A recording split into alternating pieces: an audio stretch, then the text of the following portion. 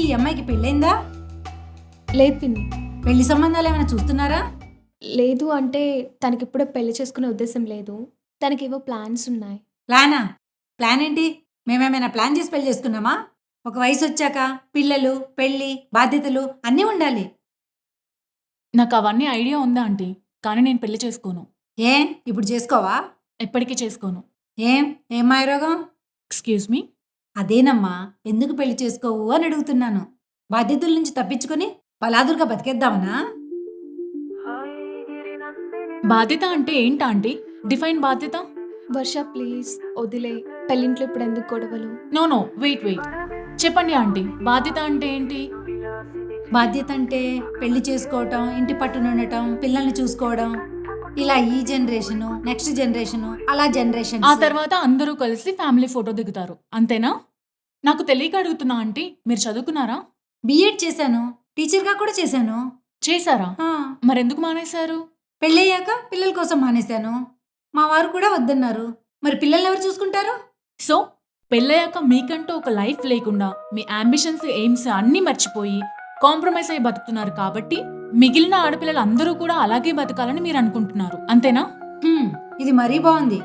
నువ్వెందుకు పెళ్లి చేసుకోవు అంటే నా పెళ్లి మీద పడ్డావు. ఇంతకీ నువ్వెందుకు పెళ్లి చేసుకోవో చెప్పు. చెప్తాను వినండి. ఈ సొసైటీలో అమ్మాయిగా పుట్టడం తప్పు కాదు, అమ్మాయిగా పెరగడం తప్పు అనిపిస్తుంది నాకు.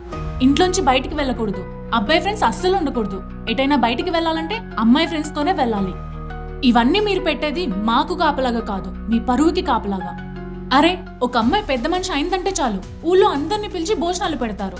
కానీ అదే అమ్మాయికి నెక్స్ట్ మంత్ పీరియడ్స్ వస్తే ఎవ్వరికీ తెలియకుండా మెడికల్ షాప్ నుంచి స్మగ్లింగ్ చేసినట్టు తీసుకొస్తారు శానిటరీ ప్యాడ్స్. అమ్మ చెప్తుంది, నీకేదైనా కావాలంటే నన్ను అడుగు, నాన్నని అన్నని అడగొద్దు అని. ఏ వాళ్ళకు తెలీదా ఈ ఫంక్షన్ చేసింది వాళ్ళు కాదా? నాకు నెల నెలా పీరియడ్స్ వస్తాయి, నాకు శానిటరీ ప్యాడ్స్ కావాలి అని. ఎమోషనల్ గా వీక్ గా ఉండే టైంలో ఒంటరిగా ఉండాల్సి వస్తుంది.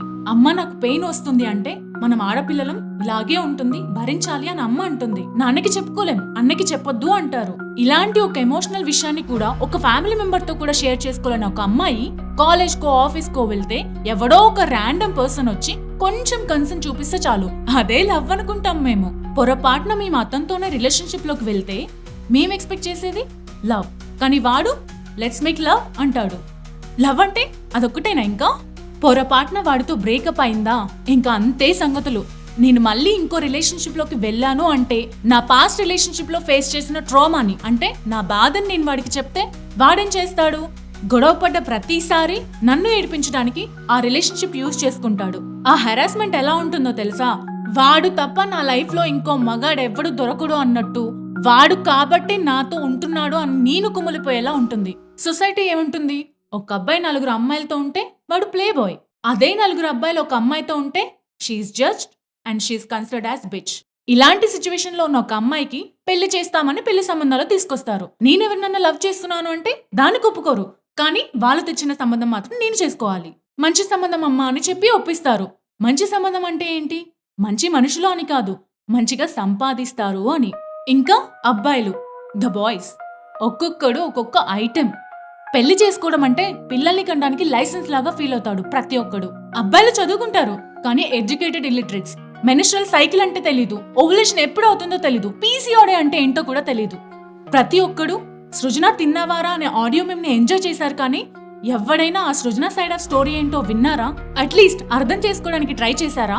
లేదు. ఎందుకంటే మేము అబ్బాయిలం, మేము తోపులం. ఎస్, అబ్బాయిలు తోపులే. ఎందులో? అమ్మాయిల్ని మిస్అండర్స్టాండ్ చేసుకోవడంలోనా? అమ్మాయిల్ని ఎమోషనల్ గా బ్లాక్మెయిల్ చేయడంలోనా? దేంట్లో? ఈ దేశంలో చాలా వరకు ఫెర్టిలిటీ సెంటర్లు, బాబాలు, దర్గాలు, పాస్టర్లు దేని మీద బతుకుతున్నారో తెలుసా? ఈ అబ్బాయిల ల్యాక్ ఆఫ్ సెక్స్ ఎడ్యుకేషన్ వల్ల. పెళ్ళయ్యాక ఇంట్లో ఇంటి పని, వంట పని, ఆఫీస్లో పని, పిల్లలు, చదువులు, స్కూళ్లు, ట్యూషన్లు, జ్వరాలు, జబ్బులు, హాస్పిటల్లు, డాక్టర్లు, లవ్ స్టోరీలు, చుట్టాలందరిలో కంపారిజన్లు. ఇవన్నీ మేనేజ్ చేశాక ఎక్కడైనా ఒక్క చిన్న పొరపాటు జరిగిందా?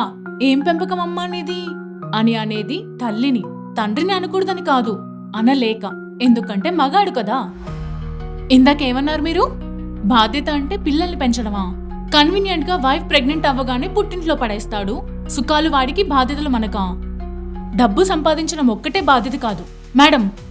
కన్సర్న్ అన్న కాన్సెప్ట్ ఏ ఒక్క మగాడి బుర్రకెక్కినా ఈ దేశంలో 80% డివోర్స్ కేసులు ఆగిపోతాయి, 90% ఎక్స్ట్రా మ్యారిటల్ ఎఫైర్స్ తగ్గిపోతాయి.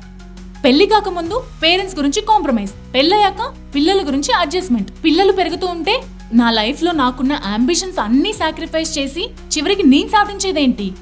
అలా నాకంటూ ఒక లైఫ్ లేకుండా పలానా వాళ్ళ అమ్మాయి బాగా చదువుతుంది, పలానా వాళ్ళ ఆవిడ బాగా పూజ చేస్తుంది, పలానా వాళ్ళ అమ్మ బాగా వంట చేస్తుందని నాకంటూ ఒక ఐడెంటిటీ లేకుండా బతకడం నా వల్ల కాదు. సో నేను చదువుకున్న చదువుతో నా కెరియర్ కంటూ కొన్ని గోల్స్ ఏడ్చాయి. అవి నేను అచీవ్ చేయాలి, ఫైనాన్షియల్గా ఇండిపెండెంట్ అవ్వాలి.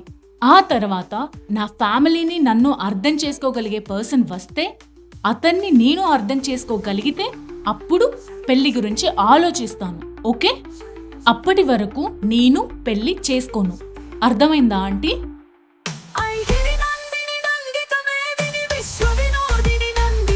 పిన్ని, నాకు ఫుల్ క్లారిటీ వచ్చింది. నేను ఫైనాన్షియల్గా ఇండిపెండెంట్ అవ్వాలి అండ్ యూఎస్ వెళ్ళి మాస్టర్స్ కంప్లీట్ చేయాలి. అదేదో ఆగింది, నువ్వేమంటున్నావే? నేను పెళ్లి చేసుకోను. పాపా వెరీ గుడ్ అమ్మా, మంచి డెసిషన్ తీసుకున్నావు. మిగిలిన స్వీట్ బాక్స్లు ఎక్కడన్నా ఉంటే చెప్పే, ఇంటికి తీసుకెళ్ళి పండుగ చేసుకుంటా. రేయ్, ఎవడ్రా నువ్వు? టైమేనా మేడం? 200 కుర్చీలు పట్టుకొచ్చా, ఒక్క బిల్లు పే చేస్తే వెళ్ళిపోతా.